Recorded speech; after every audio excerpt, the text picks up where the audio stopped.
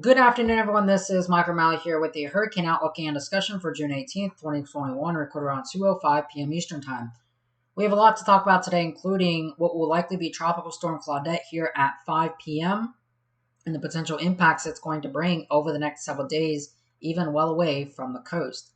Taking a wide look across the tropical Atlantic this afternoon, we are monitoring only one disturbance in the Atlantic, which is potential tropical cyclone 3, which is located just south of Louisiana at the moment.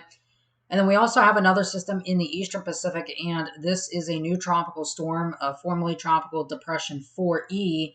And this is now moving towards the west-northwest and will impact Mexico later in the week. And we'll talk about that here in a moment.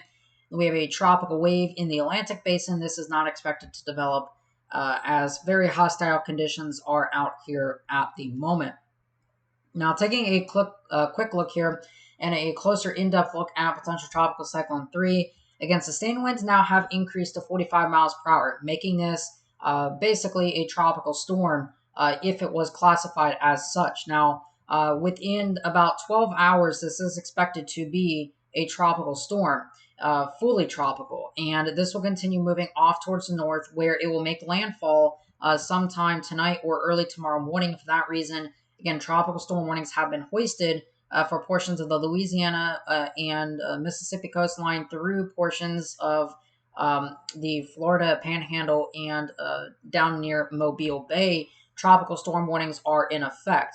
Now, again, this will be moving off towards the north and kind of the north-northeast today before making a turn towards the northeast later in the week. And again, just because this is now moving inland over the next 24 to 36 hours does not mean there won't be substantial impacts. And again, if we take a look here at the visible satellite imagery, we'll notice a couple of very important things that are going on today versus the last couple of days. First of all, we notice today that this area is now more convectively active, and we actually do now have a low-level center that is trying to close off and become the dominant surface low. And what we've noticed here is that, again, this old surface low has now backed and retreated well away from here. We had some mini mesoscale lows that tried to kind of pop out underneath all of this convection earlier. But we now see that this is now trying to become the dominant circulation, and the latest scatterometer passes indicate that we have a low that is trying to close off right here. Now, with land friction that will be increasing as this moves northward, this will likely help to tighten up the circulation and become a brief tropical storm before moving inland tonight. And again, we notice that all of the heavy weather is generally off towards the east, which we would expect. We look here at the latest recon plane that has been in there for the majority of today. We'll notice that, again, this area has been the general focus where the surface low is beginning to take shape. But we, again, have several wind shifts down in this area. It's a very broad circulation, not very tight, and it is still rather loosely defined at the moment. However, it does appear that this area is now starting to consolidate further towards the north, which is, again, much closer to where all of the deep convection is. Now, it's still removed a bit because all this convection is still sitting off towards the east, and we can take a look at that here on the zoomed out look at everything. Again, this is where this circulation is trying to develop and close off in here. And we have a massive bout of convection that is spreading all the way to near Tallahassee at the moment. Now, there is definitely some outflow associated with this, and this is because there is upper level support that is kind of making this outflow possible. So there is maybe some chance that this becomes a subtropical instead of fully tropical, but right now it does look like it is a warm core system and would be classified as a tropical storm, a pure tropical storm, if and when it does end up getting that classification. But you notice that, again, the wind is not the primary threat here. Again, this moves north and inland tonight and then over this area for the next couple of days. But all this heavy weather is going to be situated off towards the east, and this will be making its way off towards the north and east with that. So even where it's dry right now, like in Georgia and northern Florida and across portions of the Carolinas, all of this heavy weather is now coming northward over the next couple of days as a very loosely broad defined area. And this could cause some severe weather problems, again, especially with it being summertime.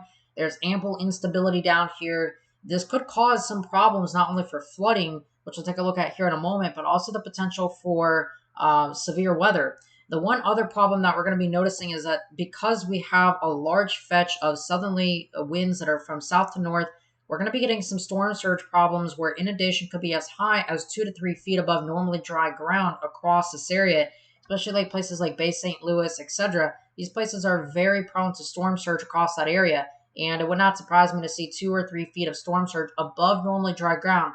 And don't think that cannot cause a problem. That will cause significant problems on top of the already additional flooding rainfall that we'll be having here, which we'll take a look at here. The Weather Prediction Center, in coordination with the National Hurricane Center, is predicting anywhere from about 6 to 10 inches of rainfall across portions of extreme eastern Mississippi and southern Alabama. Again, you notice that places like Lake Charles and Jackson, Mississippi, these areas are completely dry with no rain over the next couple of days. But because, again, we're seeing a lot of this moisture being pumped in on the eastern side, you're going to have a wide range of impacts from the coastal Carolinas all the way through Birmingham and Atlanta, etc., and even all the way up towards Charlotte and Wilmington, North Carolina, Raleigh-Durham. There will be impacts from this. Now, South Florida, Central Florida, the Florida Peninsula, don't really have to worry about that. But again, even some heavy rainfall, we'll be getting another front that will be kind of scooping down over the next couple of days, which should bring some more rain to the Florida Peninsula. But generally speaking, from this system, again, its track mainly going to be focused much like that. But again, all the heavy weather is off towards the east with that. And as such, there's a moderate risk for the next couple of days for flash flooding, a greater than 20% chance of flash flooding over the next 3 days. Again, here's today. This is day 1, valid through 7 a.m. tomorrow. And again, what we'll kind of notice is that we have this large bout of a moderate risk just south of Birmingham to Montgomery to the southwest of Atlanta. This includes New Orleans and Mobile and places along the western part of the Florida Panhandle. And on day 2, again, it's much of the same story. The western Florida Panhandle, extreme eastern Mississippi into extreme southwestern Georgia.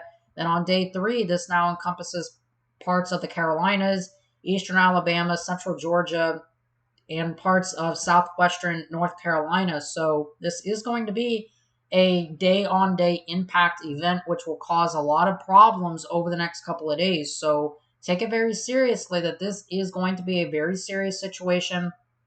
The potential for significant flooding rainfall is going to be one of the biggest things here that's going to occur over the next several days. So again, we can take a look at the radar right now.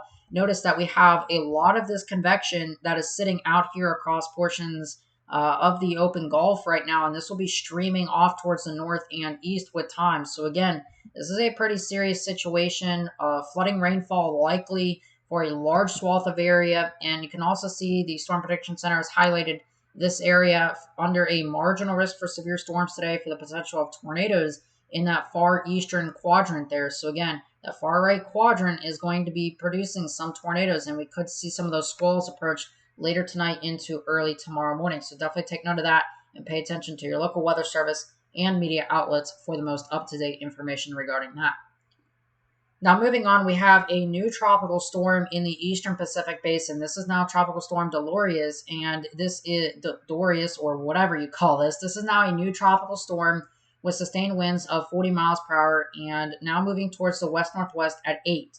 Now again, this will become a strong tropical storm or potentially even a hurricane over the next couple of days. And we do have hurricane watches that have been hoisted for parts of Mexico, as again, this could be very close to hurricane intensity by Saturday evening. Again, this is expected to be moving off towards the west-northwest and won't have a lot of time over water to significantly intensify, but this could be close to hurricane intensity by the time it approaches Mexico and even further up the coast, going to be dealing with problems. This is kind of a coastal rider situation in which we could have a large fetch of impacts to parts of coastal Mexico over the next couple of days.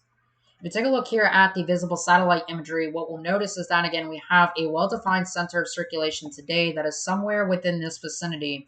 And this area of low pressure, again, is going to be moving off towards the west-northwest like that. And again, you can already see that we have impacts along the stretch here to coastal Mexico with the threat for very heavy rainfall and flooding. Now, what we'll notice is that today we've seen a gradual consolidation of an inner core structure, and we're starting to kind of see these wraparound features and banding structures that are evident on the eastern side here and kind of curling around like that. And because we have that, again, the upper level winds are pretty favorable in this environment, and this will continue moving towards the west-northwest and eventually curve back towards coastal Mexico. If we look here on the HWAR forecast, again, this is the 60 HWAR valid for 2 p.m. this afternoon. Again, pressure is already down to about 999 millibars, which is about where we have it now. And we'll notice that we have a broad upper level anticyclone that is trying to develop here. Very broad upper level anticyclone. This is also popping shear into potential tropical cyclone 3. So these two are kind of interconnected. But what we'll notice is that, again, shear remains fairly light, and we get a pocket of lower vertical wind shear across this area in conjunction with this upper level disturbance that is backing southwesternly over parts of Mexico. Again, this was the same upper level low that's been imparting all the shear over potential tropical cyclone 3 for the last several days, when it was just Invest 92L down here in the Bay of Campeche. Now, again, eventually the HWARF does modify this environment. Again, it is starting to encroach on a higher wind shear environment. You got this upper level disturbance that is sitting right here, and this displaced upper level anticyclone, which will now be at this time producing a little bit of vertical shear over top of the system. And if we kind of go back and look at this, this is about 27 hours from now. This is about 9Z tomorrow. And if we kind of take a look at this broad upper level kind of future, what we'll notice is that we start to increase the vertical shear. We have northerly winds at the surface, and they are southeasterly at roughly about 400 millibars. They become southeasterly. Really, after about 700 millibars, they start to become focusing on the southeastern direction. Now, we still have a very moist atmosphere, no capping, but we notice that there is shear 17 knots that is generally out of the north. And again, that is in place due to this displaced upper level anticyclone blowing the shear really from south to north. So all this convection will generally be a little bit now north weighted as the storm approaches. Still a very good core. And if we look here at how symmetric it could be, again, we have a fairly decent warm core structure, and this will be now approaching Mexico within the next day.